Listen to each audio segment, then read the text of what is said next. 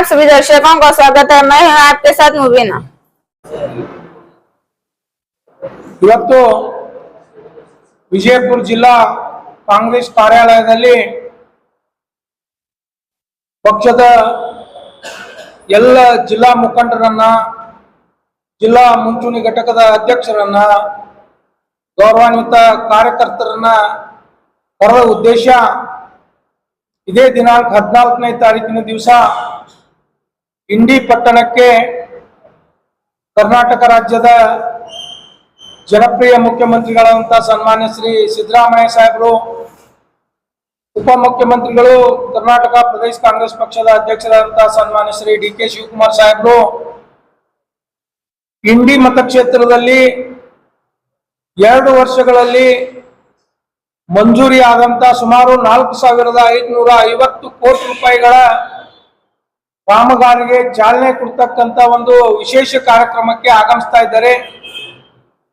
ಈ ಒಂದು ಕಾರ್ಯಕ್ರಮದಲ್ಲಿ ಜಿಲ್ಲೆಯ ಪಕ್ಷದ ಮುಖಂಡರುಗಳು, ಕಾರ್ಯಕರ್ತರು, ಜಿಲ್ಲೆಯಲ್ಲಿಯೂ ಸಹ ನಾವು ಸಾಕಷ್ಟು ಜನ ಆ ಒಂದು ಕಾರ್ಯಕ್ರಮದಲ್ಲಿ ಪಾಲ್ಗೊಂಡು ಆ ಕಾರ್ಯಕ್ರಮವನ್ನ ಯಶಸ್ವಿಗೊಳಿಸಬೇಕು ಅನ್ನೋ ಉದ್ದೇಶದಿಂದ ಮಾನ್ಯ ಇಂಡಿಯ ಶಾಸಕರಾದಂತಹ ಸನ್ಮಾನ್ಯ ಶ್ರೀ ಯಶವಂತರಾಯಗೌಡ ಪಾಟೀಲ್ರು ಮೊನ್ನೆ ದಿವಸ ನನಗೆ ಜಿಲ್ಲಾ ಒಂದು ಸಭೆಯನ್ನು ಕರೆದು ಎಲ್ಲ ಮುಖಂಡರಿಗೆ ಆ ಒಂದು ಕಾರ್ಯಕ್ರಮಕ್ಕೆ ಬರಲು ಆಹ್ವಾನವನ್ನು ನೀಡಬೇಕು ತಾವು ಅಂತ ಹೇಳಿ ಸೂಚನೆ ನೀಡಿದಾಗ ಆ ಒಂದು ಸೂಚನೆ ಮೇರೆಗೆ ಇವತ್ತಿನ ಈ ಒಂದು ಸಭೆಯನ್ನು ಕರೆದಿದ್ದೇವೆ.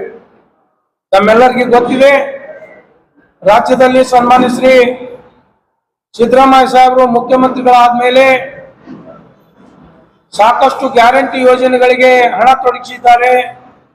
ಅಭಿವೃದ್ಧಿ ಕಾರ್ಯಗಳು ಕುಂಠಿತ ಆಗ್ತವೆ ಅಂತಕ್ಕಂಥ ವಿರೋಧ ಪಕ್ಷದ ಟೀಕೆಗಳು ಒಂದ್ ಕಡೆ ಇದ್ರೆ, ಇವತ್ತು ಕೇವಲ ಒಂದು ಮತಕ್ಷೇತ್ರಕ್ಕೆ ಅಭಿವೃದ್ಧಿ ಕಾರ್ಯಕ್ರಮಗಳಿಗೆ 4,550 ಕೋಟಿ ರೂಪಾಯಿಗಳನ್ನ ಕೊಟ್ಟಿರುವುದನ್ನು ನೋಡಿದ್ರೆ ಈ ಸರ್ಕಾರ ಕೇವಲ ಗ್ಯಾರಂಟಿ ಯೋಜನೆಗಳನ್ನು ಮಾತ್ರ ಅಲ್ಲ, ವಿವಿಧ ಅಭಿವೃದ್ಧಿ ಕೆಲಸಗಳನ್ನು ಸಹ ಕ್ಷೇತ್ರದ ಒಂದು ಶಾಸಕರ ಬೇಡಿಕೆಗೆ ಅನುಗುಣವಾಗಿ ನೀಡುತ್ತದೆ ಅಂತಕ್ಕಂಥದಕ್ಕೆ ನಮ್ಮ ಜಿಲ್ಲೆಯಲ್ಲಿ ಇದೊಂದು ಉದಾಹರಣೆ.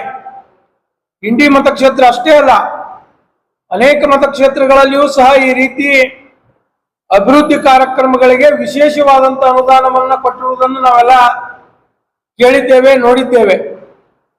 ಅದೇ ರೀತಿ ಇವತ್ತು ಇಂಡಿಯ ಶಾಸಕರು ಒಂದು ವಿಶೇಷವಾದಂತ ಮುತುವರ್ಜಿ ವಹಿಸಿ ಅವ್ರ ಭಾಗಕ್ಕೆ ಸ್ವಲ್ಪ ಹೆಚ್ಚಿನ ಅನುದಾನವನ್ನ ಪಡೆದುಕೊಂಡು ಬಂದಿದ್ದಾರೆ.